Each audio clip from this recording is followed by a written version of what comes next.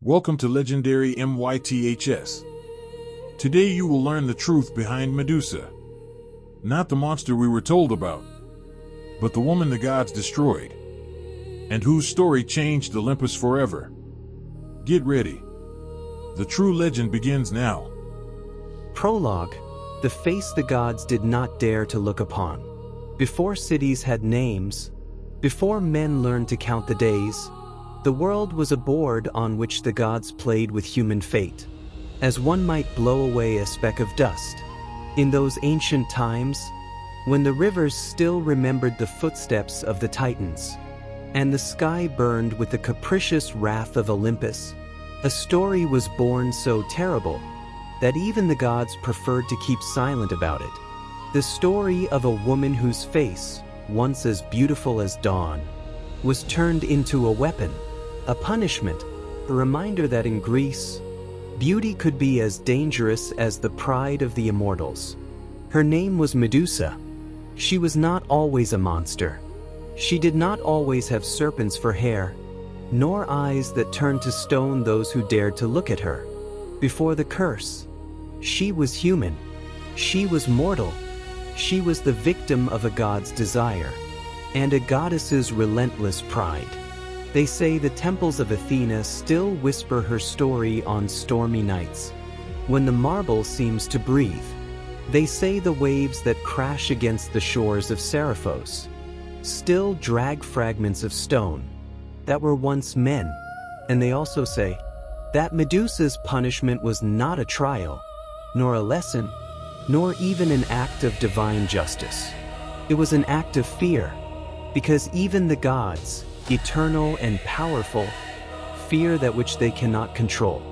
Medusa's face then became a mirror of truth, one where mortals saw their fragility and the gods their cruelty. But every story has two versions, the one told by the victors and the one whispered by the shadows. This is the true one, the one buried beneath centuries of myths and sculptures, beneath ruined temples and statues that still stare into the void.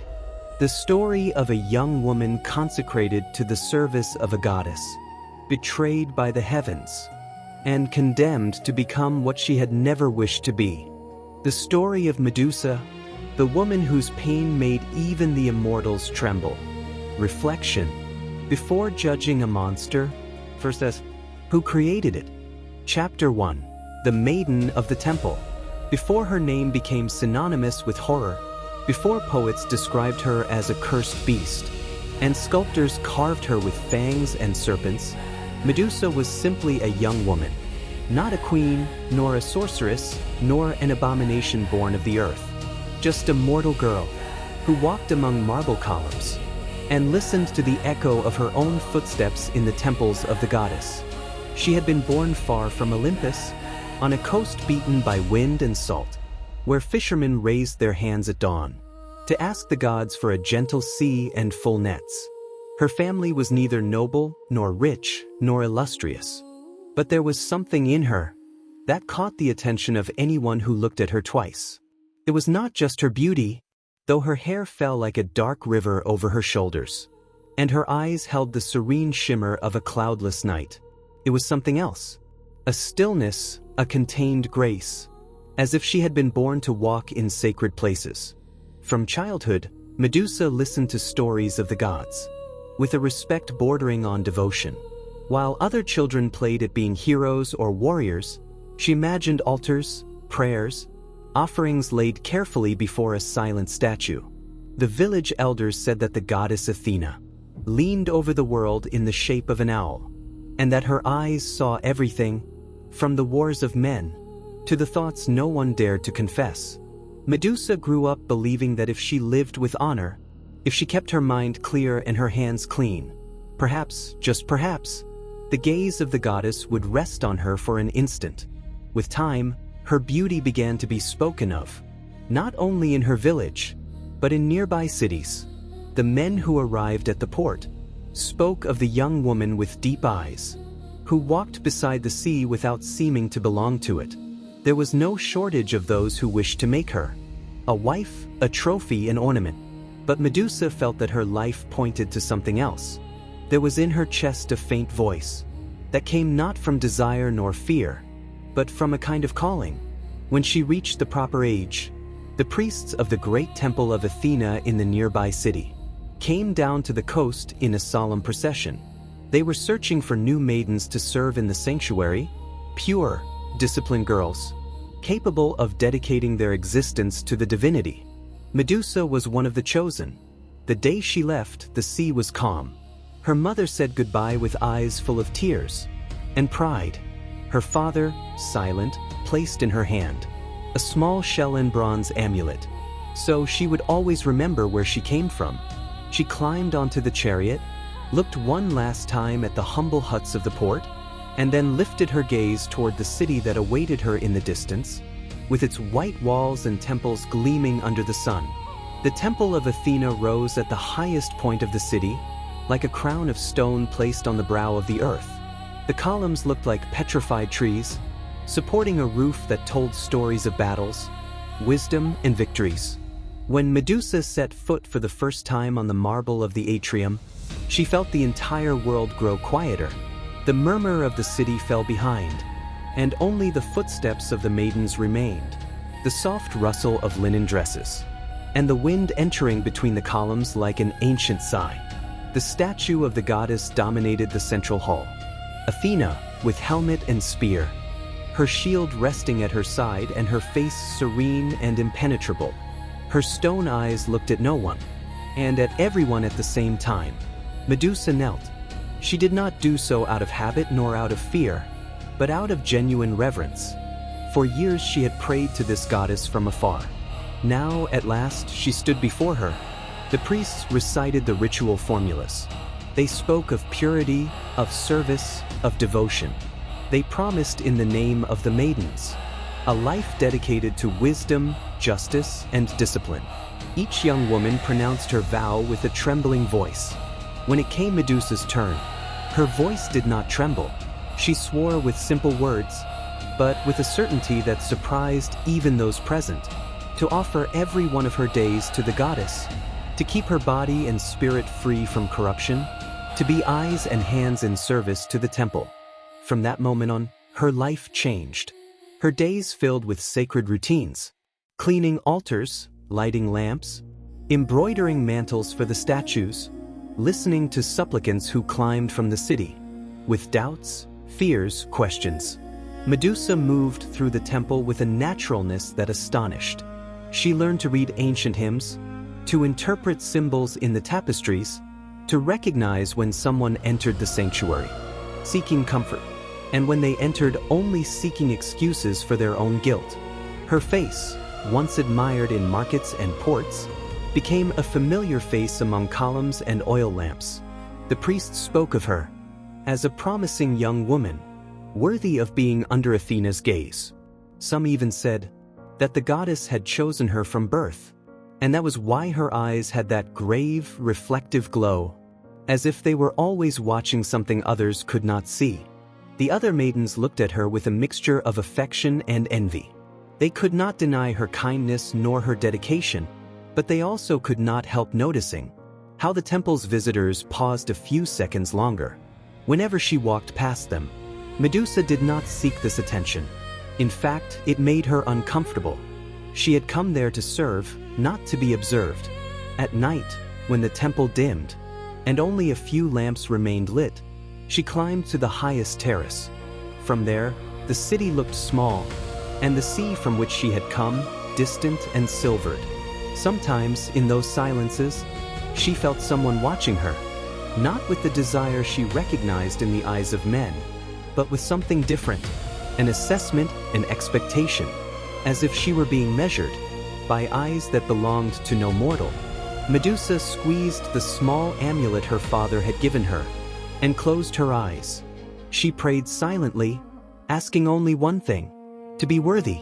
She did not know that on the heights of Olympus, where clouds were carpets and lightning a toy, her name had been spoken more than once.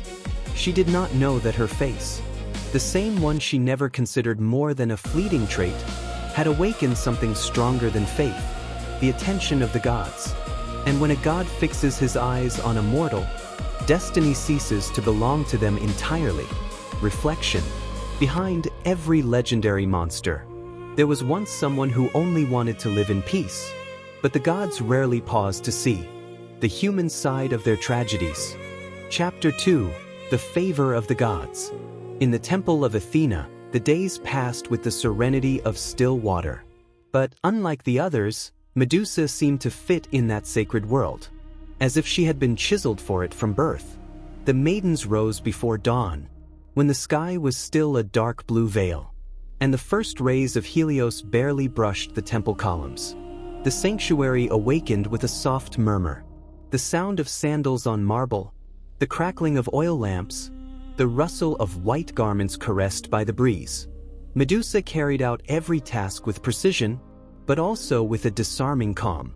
While other young women strove to win the priest's approval, or to stand out before their companions, she worked in silence, guided only by the desire to honor what she believed in. Little by little, that silence began to be noticed. The priests watched her from the top of the steps, as they saw her clean altars with steady hands, repair worn mantles, and memorize hymns that others took months to learn. But what drew the most attention was not her dedication, nor even her beauty, but the strange sense that the goddess favored her. Not in an obvious way. Athena never acted like Aphrodite, with open and capricious gestures. Her favor was subtle, profound, silent. A lamp that never went out when Medusa lit it. A bird that perched on the railing just as she recited a hymn. A breeze that seemed to sweep dust from the altars as she walked. Small coincidences, whispered among the temple walls, as signs no one dared to declare aloud. At night, when the day's work ended, the maidens gathered in the inner courtyard. There, under the starry sky, they shared stories and practiced chants dedicated to the goddess. Medusa listened more than she spoke. Her voice, when asked to recite, had a tone soft yet firm, as if each word came wrapped in the serenity of Athena herself. One night, as they sang the hymn to wisdom, an owl descended and perched on the rim of the sacred well. All of them fell still. The owl was the living symbol of the goddess. Its presence was never accidental. The bird lifted its gaze and looked only at Medusa, only at her. The maidens murmured among themselves, with a mix of amazement and jealousy.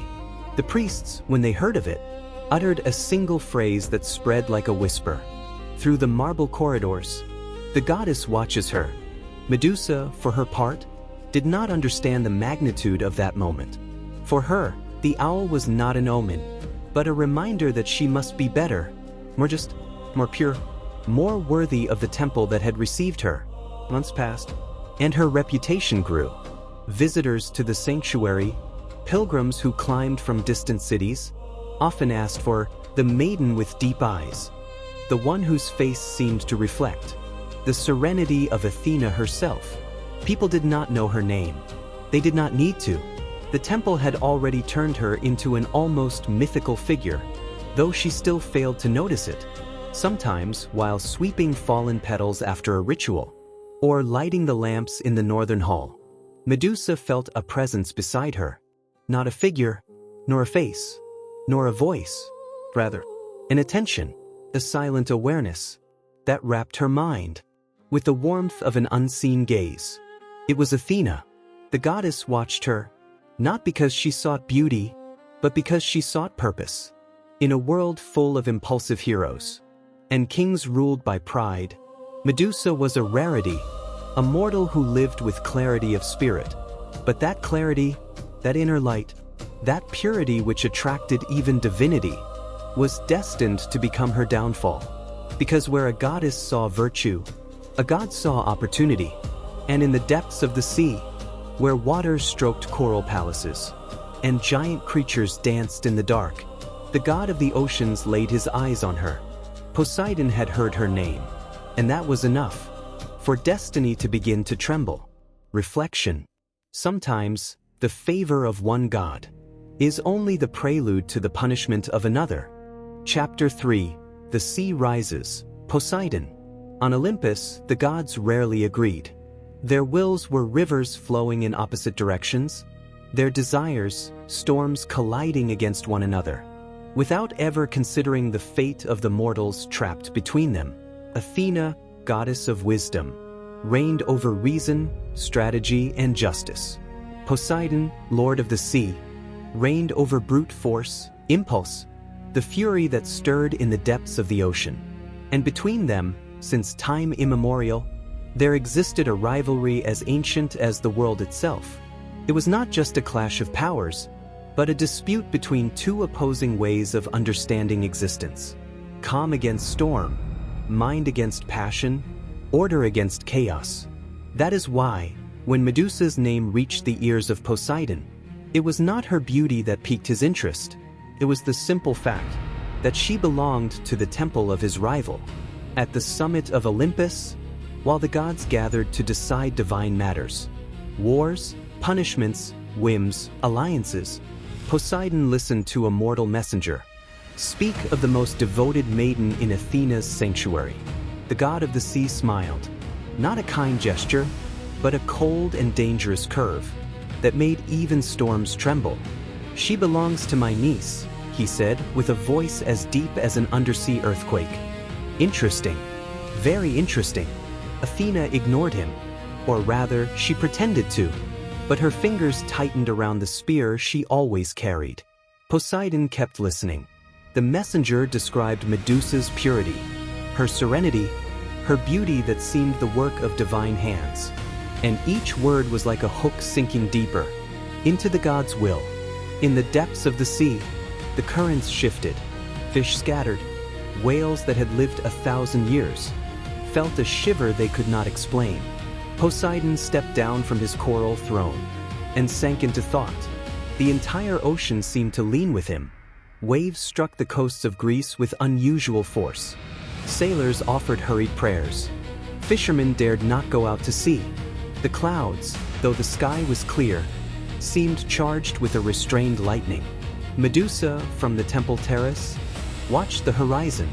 She saw how the sea churned without wind, how the foam reached rocks it never touched. It seemed to her that the waves cried out something, a warning, a name, her own. That night, while she slept on her linen bed, she had a troubling dream. She dreamed of a bottomless sea, black as obsidian, where gigantic shadows swam in silence. And among them, two blue eyes like illuminated abysses watched her without blinking.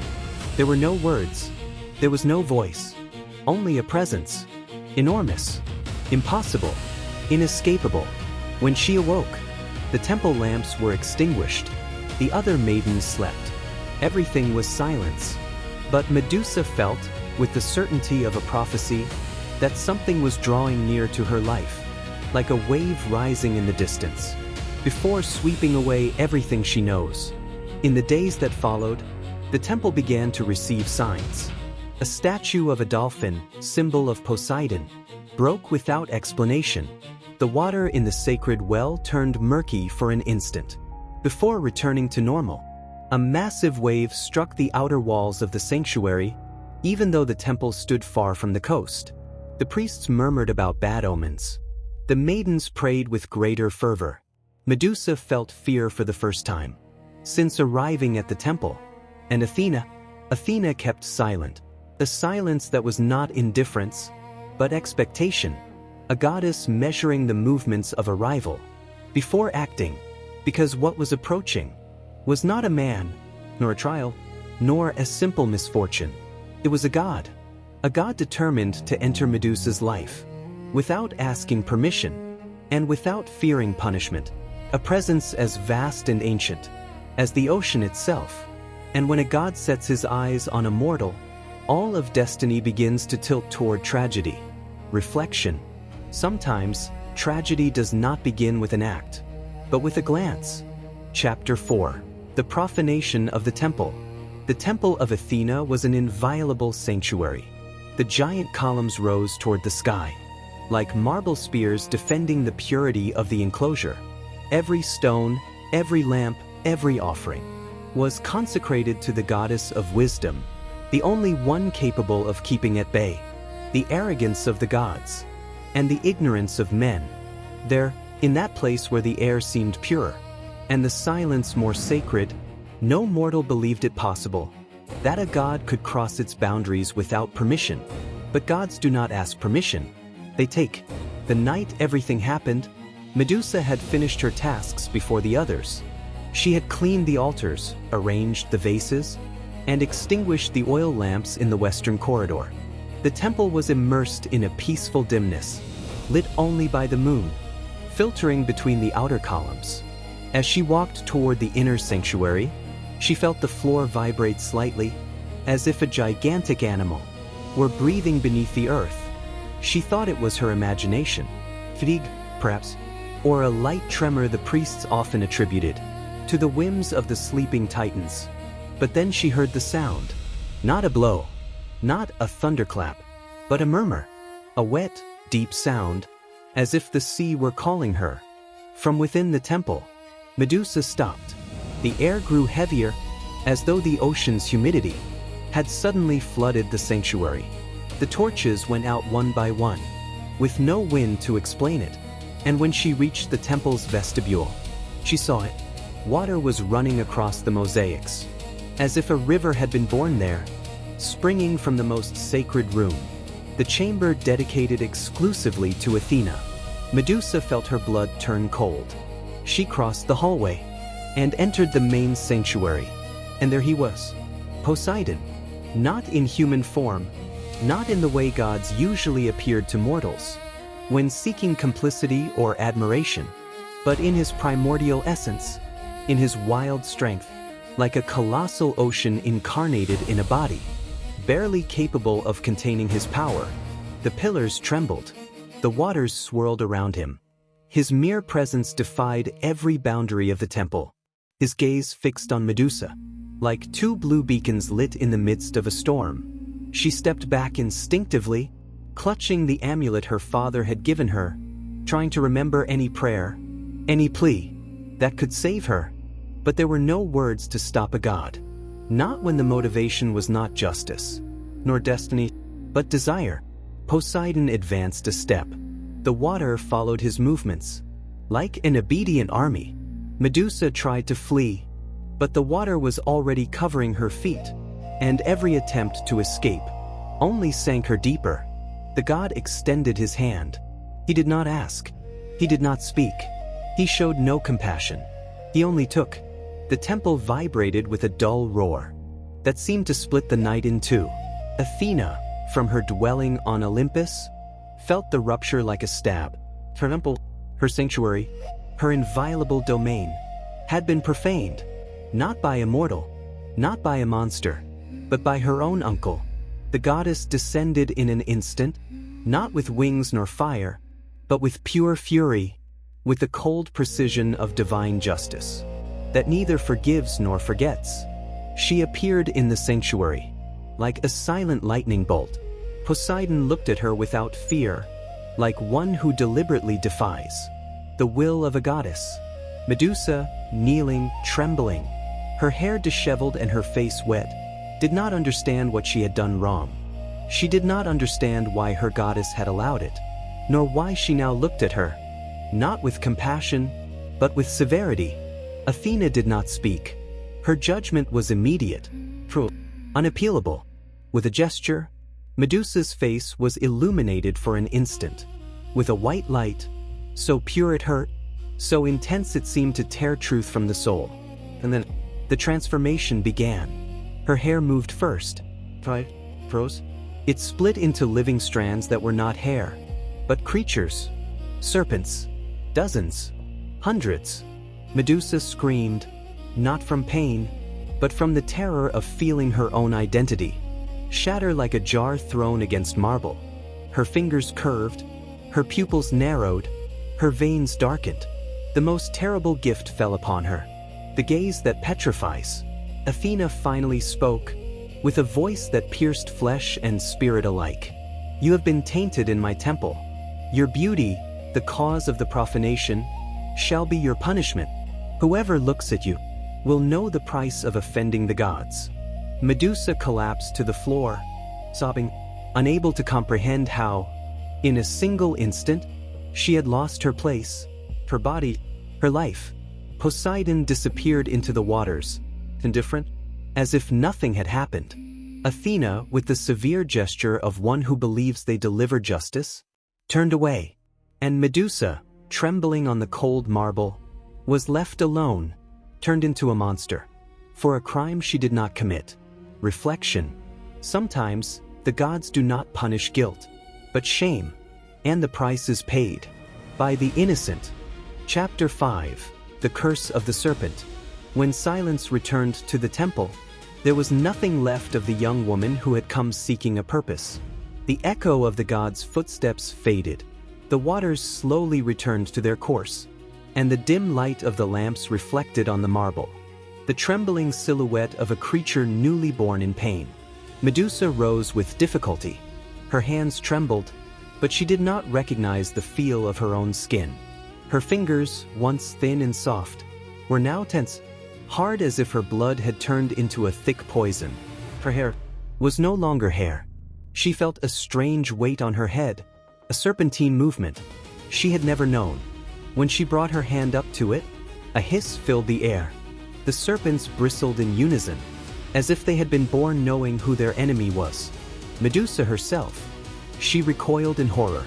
She tried to push them away, to tear them off, but each snake reacted with a quick movement, kneading sound, shaking their forked tongues, as if they were fierce guardians of a body that no longer belonged to her.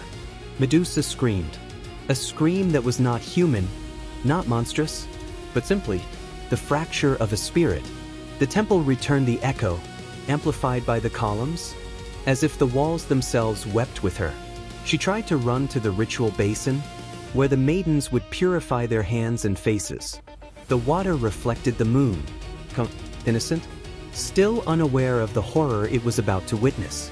Medusa leaned forward, looked into the water, and the image she saw shattered any remnant of sanity she had left. It was not her. It did have her eyes, but they were not the same. They were two yellow pits, shining like blades under the light. Her skin, once soft, now had greenish tones, subtle fractures, as if marble had merged with flesh. The serpents coiled around her face, bearing their fangs, like living crowns. Medusa fell to her knees. The water trembled. One of the serpents struck the surface, as if wanting to destroy the reflection. She cried, but even her tears seemed denser, heavier. She did not know whether she cried from physical pain, from the horror of what she saw, or from the injustice floating over her soul, more cruel than any human or divine punishment. She had never offended her goddess. She had never sought to provoke any god. She had never desired power or glory. She had only served. She had only obeyed. She had only wanted to be worthy. And yet, now she was the face of a crime she did not commit, the living proof of the gods' pride. A warning turned into flesh. The priests, hearing noises, ran into the chamber. Medusa tried to ask for help, to say her name, to explain that she did not know what she had done. But when the first one looked at her, his expression froze in pure terror. His fingers tensed, his skin turned pale, his eyes lost all movement. In a matter of seconds, the man transformed into stone. Perfect stone. Tragic stone. Stone that preserved the horror of his last breath. The others stood motionless. She called them by name, begged them not to leave her alone. But her voice was no longer a maiden's voice, but a creeping echo, a murmur that seemed to resonate from dark places. Another priest tried to avert his gaze as he fled, but he stumbled, turned his head instinctively, and became the second statue. Medusa backed away in terror. She did not want to kill. She did not want to harm. She did not want to destroy anything. But her gaze was now a weapon she could not extinguish. The temple, her home, her refuge, had become her prison, and her executioner. That night, Medusa fled. She took no objects, no amulets, no food. She only ran, with the serpents writhing on her head, with her bare feet striking the stones of the path, with her tears falling like drops of venom. Behind her, The remains of Athena's sanctuary were left full of statues, petrified witnesses of the tragedy of an innocent woman. The gods had abandoned her. Mortals had lost her. And she no longer knew who she was. She only knew one thing: the world would never accept her again. From that night on, Mount Stheno became her refuge. And Medusa, the maiden, the innocent, the devout, died there. Only the Gorgon remained. Reflection. There is no monster more tragic than the one born from suffering and surviving without ever asking for it. Chapter 6. The Exile Among the Gorgons. When Medusa fled the temple that night, she had no direction, no hope, no name. She only ran. She ran as if the entire world were an open mouth, ready to devour her. The forests rejected her. The animals fled before she could even see them, and the paths she once knew, twisted like deceitful serpents, that always led her farther from any place where there was life. At dawn, there was no trace left of the maiden she once was. Her feet were wounded, her hands trembling, and her face swollen from crying. The snakes, now crowning her head, moved restlessly, as if they too were crying with her, as if they felt her anguish, and magnified it. Medusa, exhausted, leaned against a rock, and tried to steady her breathing. But when she opened her eyes, she saw something that forced her to look away. A hare, petrified just a few steps away. She didn't even know when it had happened. Perhaps when she looked at it without realizing. Perhaps when the poor animal simply had the misfortune of crossing her path. Medusa then understood, with a pain deeper than flesh, that she was no longer dangerous only to men, but to every living thing. She kept walking without direction, until the landscape began to change. The air grew arid, the ground dry, and the horizon revealed a massif of dark mountains, as ancient as time itself. That place was known as the island of the Gorgon sisters, a region so isolated, so wrapped in superstition, that even maps avoided drawing it. It was said that no creature that walked the earth could survive there without losing its sanity or its life. A territory where the sun seemed too tired to shine, and the moon watched from afar, as if afraid to come too close. Medusa reached that place because she had no other refuge, because she could not return to the world of humans, because it was the only place where, perhaps, the monster that had been forced upon her could find silence. But Medusa did not know that she was not alone. Deep within that barren land lived two creatures, two sisters, who had been monsters long before she arrived. Stheno and Triton, the eternal Gorgons, born of the sea and of night, ancient as the first shadows of the world. Their bodies were colossal and graceful at once, their faces beautiful and horrifying, their voices a lament that could be heard for miles. When the moon was full, Medusa felt their presence.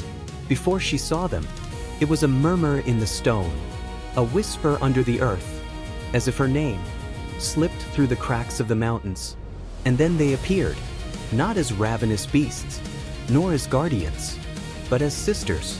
Riley, the eldest, had eyes so ancient, they seemed to have witnessed the creation of the world.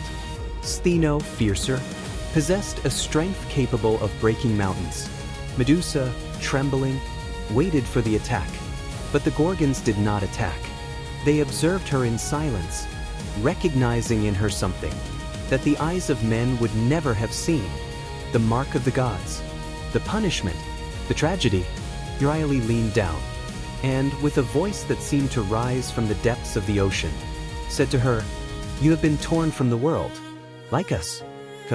You are not the first, and you will not be the last." Medusa fell to her knees, breaking into sobs.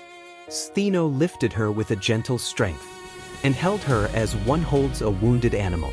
No one had comforted her since her life had been destroyed. No one listened to her. No one called her by her name. But those two creatures, feared by heroes and gods, accepted her unconditionally because they too had been condemned for existing outside divine desire. For weeks, Medusa cried every night, Euryale stayed beside her in silence. Athena roared at the sky, cursing the gods, who tore their daughters from the world, only to despise them. Over time, Medusa learned to move among the rocks without breaking them, to walk without looking, to breathe without turning life into stone. The entire island had become her refuge. The vultures did not fly there.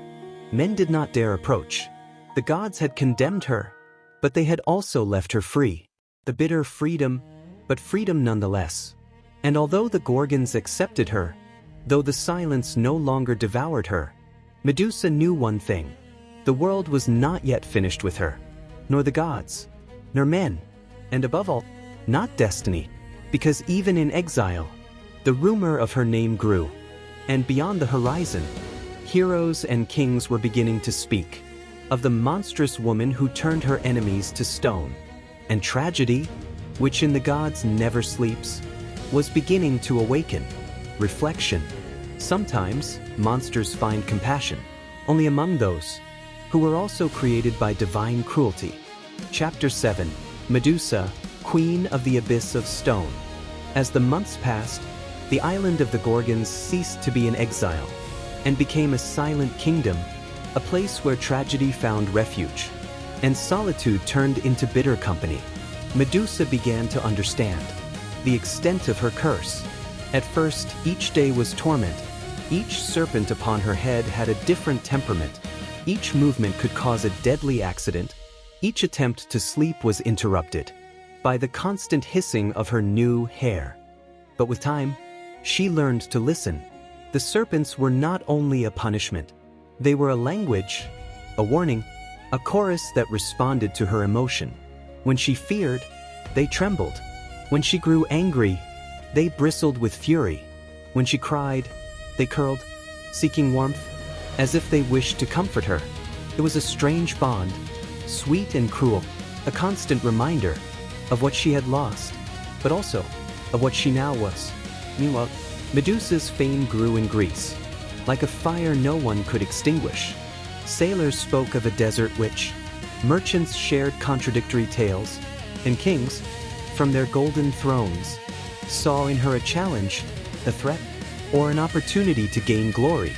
The first expedition arrived at dawn. A group of warriors, armed with spears and shields, sent to free the world from the monster. Medusa did not see them coming. She was gathering water from a small rocky spring when she heard the sound of sandals and the metallic clatter of weapons. She stepped out to meet them, still hoping that someone, someday, might come to hear her story. But as soon as the men saw her, their laughter froze, their muscles tensed, and fear turned into instinct. One of them raised a torch, another a spear. Medusa shouted for them to stop, that she did not want to harm anyone. But her voice came out distorted, like a creeping echo. Human instinct is faster than reason, and the men, driven by fear, raised their weapons. She stepped back, closed her eyes, but not in time. When she opened them, the warriors were already statues, figures frozen in grotesque postures, horrified faces staring forever at something they should never have seen. Medusa fell to her knees, trembling. She didn't want this. She didn't wish for this. But she had no choice. The curse had stolen from her the will not to harm. Euryale placed a giant hand on her shoulder, wordless, because no words could ease that pain. But the world did not stop coming. Heroes of lesser fame, soldiers without glory, greedy generals, all sent expeditions to kill the Gorgon and earn their names in the stories. One by one, they all turned to stone. Some tried to arrive at night. Others came with amulets, veils, and talismans blessed by priests. Nothing worked. The curse surpassed faith, and human ingenuity. Little by little, the island became a cemetery of heroes. The trees, twisted by the wind, seemed to weep over petrified figures. The sun cast long shadows of men frozen in postures of attack, as if time itself had chosen to capture their misfortune forever. And Medusa, walking among them, felt no pride, nor power, nor control. only the bitter sting of the life she could never have again. And her just anger began to grow. Not a wild anger, but an ancient, deep one. The kind of rage born only when someone understands that their story has been destroyed by the will of others. The gods had taken her, transformed her, and now used her as a piece in the bloody game.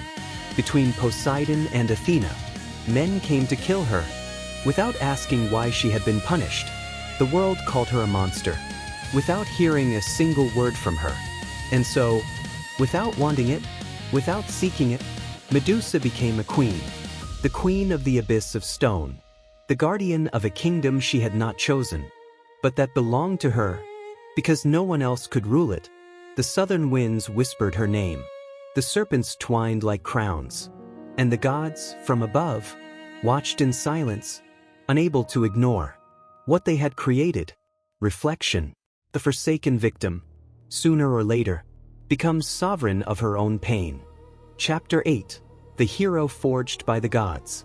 While Medusa reigned unwillingly in that kingdom of stone, and humans whispered her name with fear or ambition, the gods of Olympus watched in silence.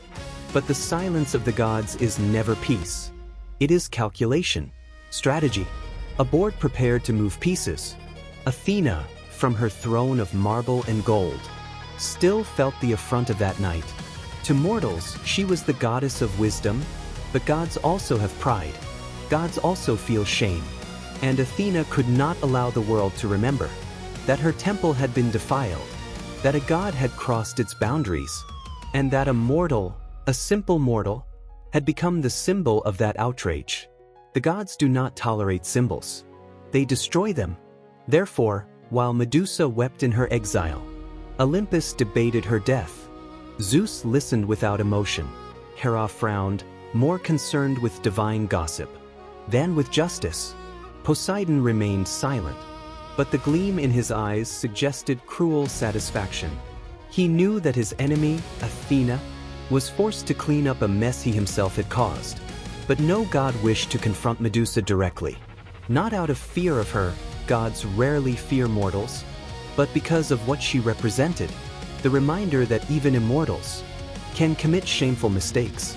Thus, as so many times before, they sought an intermediary, a hero, a disposable piece, and Olympus set its eyes on a young man, Perseus, son of Danae. Born under circumstances manipulated by Zeus himself, Perseus had grown without knowing that his destiny had been written before his first breath. Poseidon murmured first, "Let it be him." Athena replied coldly, "Yes, he will serve." Hermes smiled, for the adventure promised divine entertainment. And so, Perseus' destiny was sealed, without him even being present. The hero did not yet know it, but he had already been chosen. A mission disguised as glory. The gods do not give direct orders. They dress them up, disguise them as honor, cover them in beautiful words. To hide their cruelty, a king, jealous and fearful of young Perseus, summoned him to the palace and proclaimed, "If you are so brave, bring me the head of Medusa." Athena planted that idea in his mind. Ambition did the rest. Those present fell silent. No one returned from the Gorgons island. No one survived an encounter with Medusa. But Perseus, young and impulsive, accepted. He did not understand what kind of destiny had fallen upon his shoulders.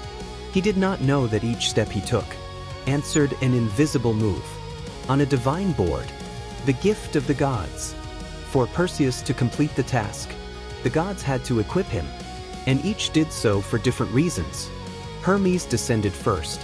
With an elegant gesture, he offered him his winged sandals. To fly faster than fear, he said with a smile. Hades, from the darkness, gave the helmet of invisibility, not out of compassion, but for the pleasure in the chaos that would follow. Zeus sent a sword forged with lightning, a light blade, but capable of cutting even the immortal. And finally, Athena gave the most important object, polished shield, so polished it reflected like a perfect mirror. "Do not look at the monster directly," she instructed him, "or you too will become stone." Look at her through the reflection. It was the only sincere warning he received. Perseus bowed his head to her, believing he was favored, protected, chosen for glory. He did not know that, for Athena, he was not a hero. He was an instrument, the cleanest way, to erase from the world the reminder of her divine humiliation. The journey into darkness. Equipped with divine artifacts, Perseus crossed seas and deserts. The stars seemed to watch his journey, with the same mix of hope and fear, as the men who heard tales of Medusa.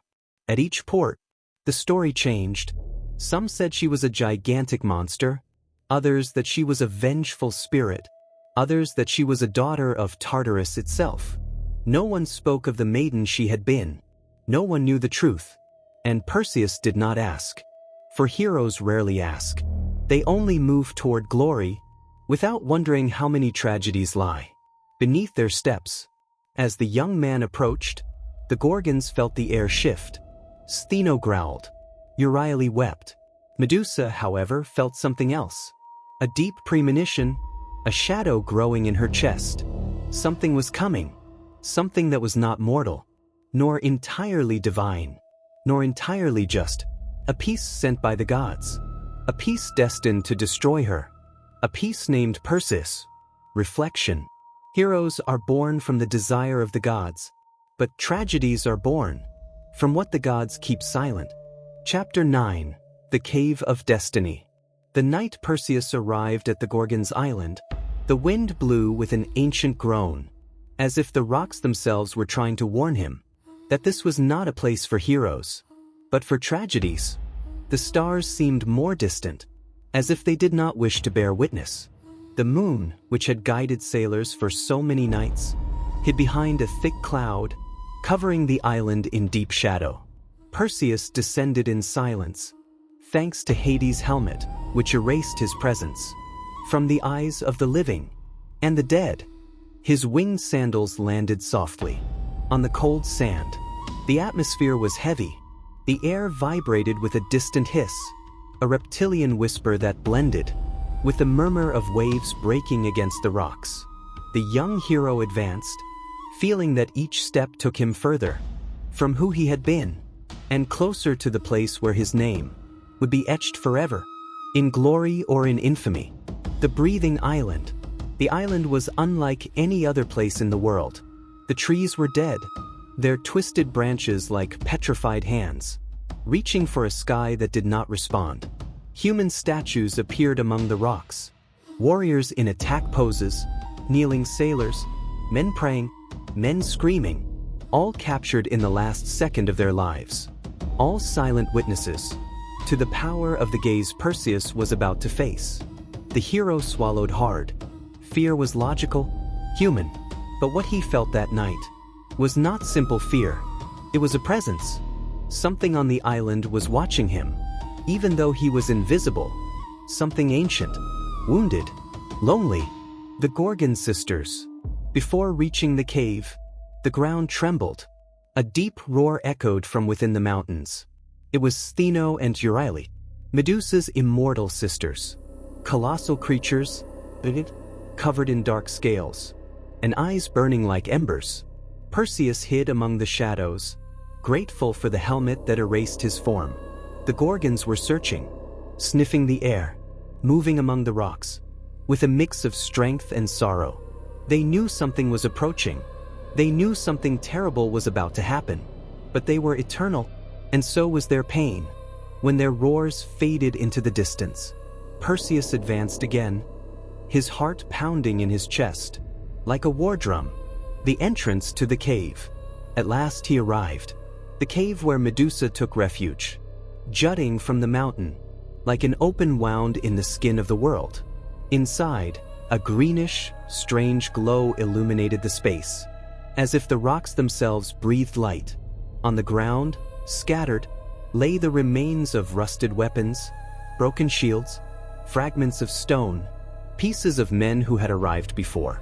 Perseus raised Athena's shield, polished like a mirror. He would not look directly at the monster. He would not make that mistake. He took a deep breath and entered. Medusa, in silence, He found her in the center of the cave, sleeping. Her chest rose and fell, like that of any living creature. Her face, half hidden in shadows, showed no ferocity, no rage, no cruelty. It showed exhaustion. It showed pain.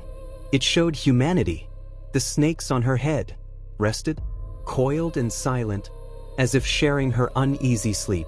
Perseus trembled, not from fear, from doubt. Athena had not prepared him for this. To see his enemy like this, defense broken, turned into a monster, not from malice, but from the cruel decision of an offended goddess.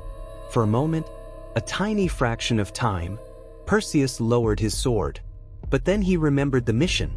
He remembered his mother, his people, the king who would humiliate him if he failed.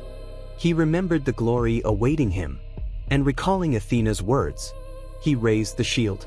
To see her reflection in it, the snakes began to stir, as if sensing death approaching. Medusa opened her eyes, but she did not see him. She only saw her fate reflected in the shield, and she understood. Her expression was not of hatred. It was resignation, bitter acceptance, tragedy fulfilled. In a swift movement, Perseus raised the sword and let the blade fall. Medusa's scream was the scream of all the victims of the gods, the echo of perpetual injustice, the plea of one who never had a voice. The snakes shrieked, the world shook, and then silence. A head that remains alive. Perseus wrapped the head in a special sack, a gift from the gods, because even decapitated, Medusa's gaze remained deadly. But when he took that tragic trophy, something unexpected happened. The snakes wept, and Medusa's face, lifeless now, seemed finally at peace. Perhaps, just perhaps, death had been the only freedom the gods allowed her. Reflection. Heroes kill monsters, but gods create victims. And between the two, mortals only try to survive. Chapter 10. The Head That Changed Olympus.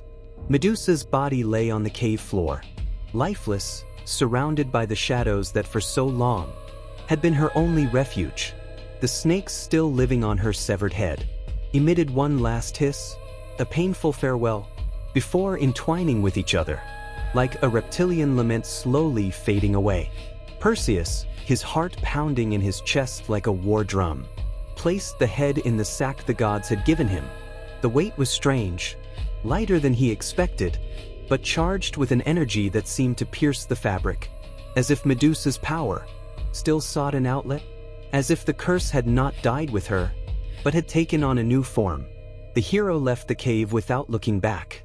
He did not see, fortunately, how the tears Medusa could never shed slid slowly down her petrified cheek, before drying forever. The Gorgons scream. As soon as Perseus moved away, a roar shook the island. Medusa's sisters, Stheno and Tri, rose in a frenzy of grief and fury. They found the headless body. They found the blood still warm. They found the absence. And their lament was so powerful that birds fell dead from the sky, trees cracked, and the earth itself seemed to tremble before their rage. Perseus, invisible thanks to Hades' helmet, escaped through the air, while the Gorgons smashed rocks, battered mountains, and cursed the gods, who had taken their youngest sister. They were not monsters. They were family, and they had witnessed divine cruelty, power in the hands of a hero. As he flew over the sea, Perseus looked at the sack in his hand. The head was light, but the responsibility was heavier. He knew he carried something more valuable than any treasure, something more dangerous than any weapon forged by the gods. Medusa's gaze was still alive. The fish below the water fled from its shadow. The clouds seemed to part at his passing. Even the wind blew stronger, as if afraid to touch the sack. Medusa's head no longer belonged to tragedy. It belonged to myth. Andromeda, impossible salvation. On his return journey, Perseus encountered a scene that would change the world once more. On the coasts of Ethiopia, a young woman named Andromeda was chained to a rock, offered as a sacrifice to a sea monster. To save her people, Perseus, moved by compassion, or perhaps by fate, descended from the sky just as the beast emerged from the waters, roaring with fury. The hero did not raise his sword. He did not seek a fair fight. He simply pulled out Medusa's head. The creature, upon seeing it, turned to stone before it could touch the young woman. The sea swallowed the massive statue, and in the ocean's depths still sleeps the petrified form of the monster defeated by the gaze of a victim. The kingdom's inhabitants celebrated the hero. Andromeda was freed, and Perseus, for the first time, understood the power and the tragedy he carried with him. The return home. Perseus returned with Medusa's head to the king who had sent him on a suicidal mission. But the tyrant, unable to accept that the young man had succeeded, tried to betray him at a banquet. Perseus did not forgive. With the certainty of a hero already consecrated, he opened the sack and displayed the head to the king and his followers. The entire palace turned into a forest of statues. The hero was proclaimed liberator. The people knelt. The gods watched from above, pleased with the outcome of the story they themselves had orchestrated. The final gift to Athena. When all was done, Perseus ascended to Olympus, or at least to the steps closest, where mortals could reach, and offered Medusa's head to the goddess who had guided him. Athena placed it on her shield, the aegis, as a symbol of her power, as a warning to her enemies, as a trophy of divine injustice. Disguised as victory, the snake still coiled, but on the shield's forehead, and the gods celebrated, while Medusa's tragedy once again became a weapon at their service. The story was complete, but the wound remained open. Reflection. The gods take lives, create monsters, crown heroes, and call it destiny. But behind every divine glory, there is a scream that no one hears. Epilogue I. The truth of Medusa. Poets say Medusa was a monster. Warriors say she was a challenge worthy of heroes. Kings say her head was a weapon. Priests say she was a just punishment. But no myth stands solely on what the powerful say. To know the truth, one must listen to what no one wanted to tell. Because before she was legend, before she was tragedy, before she was a monster, Medusa was a victim, not a creature born of evil, but a young woman torn from her life by the cruelty of the gods. Her story, the true story, does not speak of glory or feats, but of injustice, the pain of how a devoted girl was destroyed for a crime she did not commit. The human version of the myth. If we strip away the embellishments of the tale, if we remove the heroic acts, the divine glories, and the king's speeches, what remains is something much simpler and far more terrible. A woman was punished for the pride of a god and the shame of a goddess. Athena, symbol of wisdom, did not administer justice, but retaliation. Poseidon, lord of the sea, did not show love or true desire, but domination. Olympus, instead of protecting mortals, turned Medusa into a message to men, fear the gods. A message to women, do not dare to be beautiful, nor free, nor worthy of attention, or your fate will be destruction. The myth heroes never told. Perseus is remembered as a champion. In poems, his figure shines. In sculptures, his pose is perfect. In stories, his mission was noble. But no hero ever asked who Medusa was before she became a monster. No one wanted to know what happened in that temple. No one stopped to look into the pain in her eyes. Through the reflection of the shield, heroes defeat monsters. They do not hear their stories. The lesson that survives. The myth of Medusa, stripped of its heroic embellishments, shows us something fundamental. True monsters do not always have fangs or snakes for hair. Sometimes they wear crowns. Sometimes they wear divine armor. Sometimes they reside on Olympus. And sometimes, when they wish to silence an inconvenient truth, they create creatures to blame, to fear, to destroy. But Medusa's story survived. Not because the gods wanted it to, but because victims always find a way, to scream even after silence. And today, centuries later, Medusa is no longer seen only as a monster. She is a symbol of resistance, of injustice revealed, of the voice the gods tried to destroy, of a woman who paid for others' sins, and yet became eternal. Reflection. The gods told their version of the myth. The heroes repeated their version of the myth. But the truth always belongs to those who suffer in silence. Medusa was a victim. She was tragedy, and she was also a symbol, because even turned into a monster, she defied Olympus. Epilogue 2. The immortal legacy of the Gorgon. When the gods create a monster, they do it to inspire fear. When heroes kill a monster, they do it to inspire glory. But when the people remember a monster, they do it because in it they recognize a fragment of the truth. And so it was with Medusa. Neither her death erased her story, nor did her decapitation extinguish her presence. Nor could Olympus, with all its splendor, bury the voice that had been born from injustice. Her head, placed upon Athena's aegis, was not a trophy of victory, but an eternal reminder of the tragedy a goddess tried to hide. Because even turned into a weapon, Medusa continued to watch the world. She continued to judge. She continued to point out divine cruelty, the power that did not fade. After Medusa's death, her power did not vanish. It transformed. Where her blood touched the earth, mythical creatures were born. The majestic Pegasus, a symbol of freedom, and Chrysor, a golden warrior, destined to walk among giants. It was as if her essence, corrupted by tragedy, still sought to create life, where the gods had only sown pain. Even in death, Medusa gave birth to wonders. Even destroyed, she remained a source of power. The ancient Greeks did not understand it, but the wise did. One cannot kill what is already a symbol.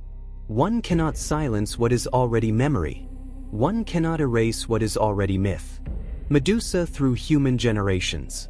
Over the centuries, Medusa's image changed. Warriors saw her as a protective amulet. Women saw her as a warning. Philosophers saw her as a paradox. Artists saw her as a tragic muse. But in secret, as the world changed, began to resurface. Tragic poets spoke of divine injustice. Hellenistic thinkers described her as a victim.